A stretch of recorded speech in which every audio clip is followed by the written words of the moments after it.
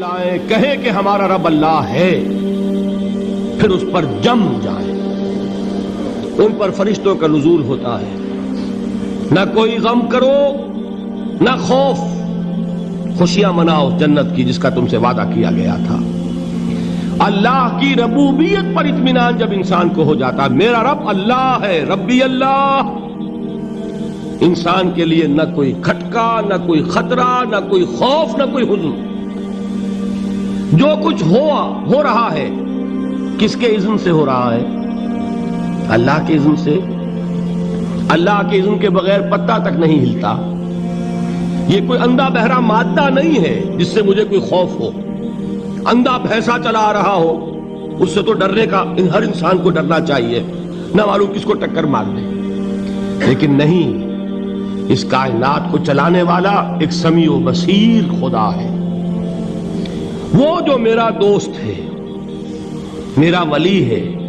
اللہ ولی الذین آمنوا یخرجہم من الظلمات الی النور۔ اللہ اہل ایمان کا ولی ہے، ساتھی ہے، پشت پناہ ہے، مددگار ہے، حمایتی ہے۔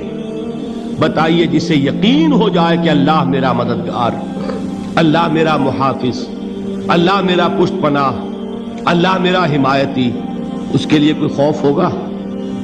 اس سے کوئی ڈر ہوگا؟ میں مثال دیا کرتا ہوں ایک بہت سادہ پنجاب کے دیہات کی۔ وہ بڑا چودھری ہے اور کوئی غریب کسان ہے۔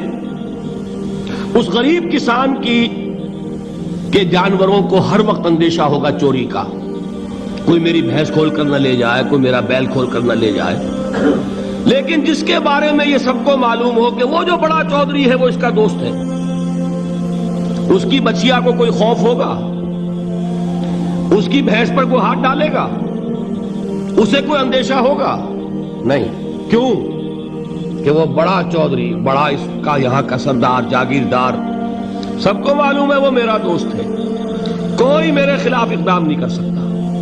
اس دنیا میں یہ چھوٹی سی بات اگر آپ کے دلی اطمینان اور سکون کا باعث بن سکتی ہے تو ذرا تصور کیجئے۔ میں لفظ تصور استعمال کروں گا صرف اس لیے کہ اس کا ہم جس کو کہتے ہیں ادراک اور شعور کر نہیں سکتے، اگر کے ساتھ کر سکتے۔ اگر یقین ہو کہ اللہ میرا مددگار اور یقین ہو کہ اللہ ہر آن میرے ساتھ ہے، پھر کوئی خوف؟ کس کا خوف؟ کوئی شے اللہ سے بالا تر ہے؟ کوئی قوت اس سے زیادہ طاقتور ہے؟ کوئی اس کے ارادے کو بدلنے والا ہے؟ کوئی اس کی مشیت کے آڑے آنے والا ہے؟ یہی بات ہے جو حضور نے فرمائی۔ یہ ایمان کا حاصل ہے لب لباب، کہ دیکھو اچھی طرح اس بات کو ذہن نشین کر لو، اگر تمام انسان مل کر تمہیں کوئی نقصان پہنچانا چاہے نہیں پہنچا سکتے، مگر جو کچھ اللہ نے لکھ دیا ہو، اور تمام انسان مل کر تمہیں کوئی نفع پہنچانا چاہے نہیں پہنچا سکتے، مگر وہ شے جو اللہ نے طے کر دی۔ آپ پھر میں کہوں گا ذرا طاری کیجئے، اسے فرض کیجئے، اسے سوچئے۔ اگر اس حدیث پر ہمارا دل ٹھکا ہوا ہو تو کسی سے ڈر ہوگا؟ یہ مجھے نقصان نہ پہنچا دے، یہ میری رپورٹ خراب نہ کر دے، یہ میری انکریمنٹ نہ رکوا دے، یہ میرا یہ نہ بگاڑ دے، یہ میرے یہ نقصان نہ پہنچا دے۔ اس کا ڈر، اس کا ڈر، اس کا خوف، اس کی خوشامد، اس کے لیے جا کر طرح طرح سے اپنی عزت نفس کو ذلیل کروانا اس کے سامنے، یہ سب کچھ کیوں کرتا ہے انسان؟ جب سمجھتا ہے کہ اس کے ہاتھ میں میرا کوئی نفع ہے، اس کے ہاتھ میں میرے لیے کوئی ضرر ہے، یہ مجھے کوئی غضب پہنچا سکتا ہے، یہ مجھے کوئی نقصان پہنچا سکتا ہے، یہ میرا کوئی کام بنا سکتا ہے، یہ میری کوئی ضرورت پوری کر سکتا ہے، اسی کا نام شرک ہے۔ جہاں آپ نے یہ سمجھا کہ غیر اللہ کے اندر کوئی طاقت موجود ہے، وہی شرک ہے۔ بتوں سے تجھ کو امیدیں، خدا سے نومیدی، مجھے بتا تو صحیح اور کافری کیا ہے؟ شرک تو یہ ہے جس پر بھی تمہیں یہ خیال ہے، کلمہ ہے یہ کلمہ سوم، لا حول ولا قوت الا باللہ، ذرا اس پر دل کو کبھی اگر آپ تصور کریں، پھر فرض کریں، دل ٹھک جائے اس پر، کوئی طاقت نہیں۔ یہی بات تھی جو شیخ عبد القادر جیلانی رحمۃ اللہ علیہ نے اپنی وصیت میں اپنے بچے سے کہی. 11ویں دینے والے ہیں، لیکن حضرت شیخ عبد القادر جیلانی کی وصیت اور تعلیمات کو کتنے لوگ ہیں کہ جانتے ہو؟ یہ جن مقامات تک پہنچے ہیں وہ کس چیز کی بدولت پہنچے ہیں؟ انہوں نے جو پیغام دیا وہ کیا تھا؟ اے میرے بچے، جس طریقے سے قرآن مجید میں حضرت لقمان کی نصیحتیں جو ہے نقل کر دی گئی ہیں، میں یہ عرض کروں گا بالفرض اگر قرآن حضرت عبد القادر جیلانی کے بعد نازل ہوا ہوتا تو شیخ عبد القادر کی یہ نصیحتیں بھی قرآن میں درج ہوتی. اتنی اونچی نصیحتیں ہیں. اے میرے بچے، اس حقیقت کو ذہن نشین کر لے، لا فاعل فی الحقیقت ولا مؤثر الا اللہ. اس کائنات میں نہ کوئی فاعل حقیقی ہے نہ مؤثر حقیقی ہے سوائے اللہ کے. کسی شے میں کوئی تاثیر نہیں اگر اللہ نہ چاہے. آگ جلا نہیں سکتی اگر اللہ نہ چاہے. پانی ڈبو نہیں سکتا اگر اللہ نہ چاہے. زہر ہلاک نہیں کر سکتا اگر اللہ نہ چاہے. کوئی چیز فائدہ نہیں پہنچا سکتی اگر اللہ نہ چاہے. تو در در پہ کیوں سر جھکاتے ہو؟ در در پر کیوں جبیں سائی کرتے ہو؟ سب کے سامنے کیوں ہاتھ پھیلاتے ہو؟ ایک اللہ سے مانگو.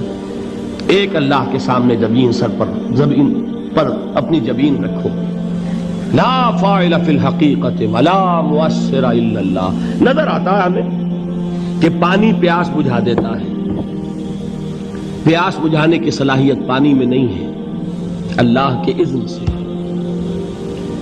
کھانا بھوک مٹا دیتا ہے، بھوک مٹانے کی صلاحیت کھانے میں نہیں ہے، اذن رب میں. دیکھیے یہی یقین تھا. حضرت موسیٰ علیہ السلام کا واقعہ یاد کیجئے. سامنے سمندر آ گیا ہے، قوم دیکھتی ہے پیچھے کہ گرد و غبار کا طوفان ہے. معلوم ہوا کہ فرعون اپنے لشکر سمیت آ گیا ہے. لشکر جب چلتا تھا تیز رفتاری کے ساتھ تو گرد و غبار کا جو طوفان اٹھتا تھا اس کا تصور کیجئے. اور لمحہ بلمحہ وہ قریب آ رہا ہے. پوری قوم نے کیا کہا؟ اے موسیٰ انا لمدرکون، اے موسیٰ ہم کو پکڑے گئے. قرآن مجید نے تو یہاں وہ باتیں نہیں لکھی ہیں، لیکن تورات میں یہ درج ہے کہ بنی اسرائیل جھگڑنے لگے، دست و گریبان ہو گئے موسیٰ کے ساتھ. موسیٰ ہمیں یہاں مروایا لا کر، اس سے تو ہم ہی بہتر تھے. وہاں کھانے کو ملتا تھا، زندگی تو تھی، بیگار ہم کر رہے تھے، موت تو نہیں تھی. اب جو کچھ ہوگا اس کا تصور کرو، جس طریقے سے ہمارے ٹکڑے اڑائے جائیں گے. تو لڑ رہے ہیں حضرت موسیٰ علیہ السلام سے. یہ تورات کی تفصیل ہے. قرآن میں صرف اتنا آیا ہے، پریشان ہو کر انہوں نے کہا انا لمدرکون، موسیٰ ہم تو پکڑے گئے. اس وقت موسیٰ کا جواب کیا ہے؟ کلا ان معی ربی سیہدین. نہیں، میرے ساتھ میرا رب ہے، وہ راستہ دے گا. بتائیے کہاں راستہ نظر آ رہا ہے؟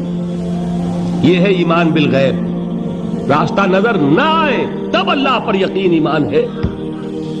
جیب میں پیسے ہوں اور تب دل کو اطمینان ہے تو ایمان کس پر ہوا؟ پیسے پر، اللہ پر نہیں. جب وسائل و ذرائع نہ ہو اور پھر یقین ہو کہ اللہ مسبب الاسباب ہے، وہ اسباب کا پابند نہیں ہے، وہ اسباب کا محتاج نہیں ہے، اسباب اس کے محتاج ہیں. اگر یہ یقین ہے تو اللہ پر ایمان ہے. یہ نہیں ہے تو تمہارا ایمان اسباب پر ہے، وسائل پر ہے، ذرائع پر ہے، مادیات پر ہے، اللہ پر نہیں. اس وقت کہاں راستہ تھا؟ کوئی راستہ تھا؟ سمندر ہے اور ادھر سے لشکر آ گیا ہے. کلا ان معی ربی سیہدین.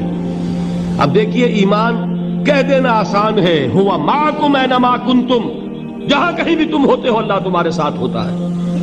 لیکن اس کا یقین قائم ہو جائے تو زمین و آسمان کا فرق واقع ہو جائے.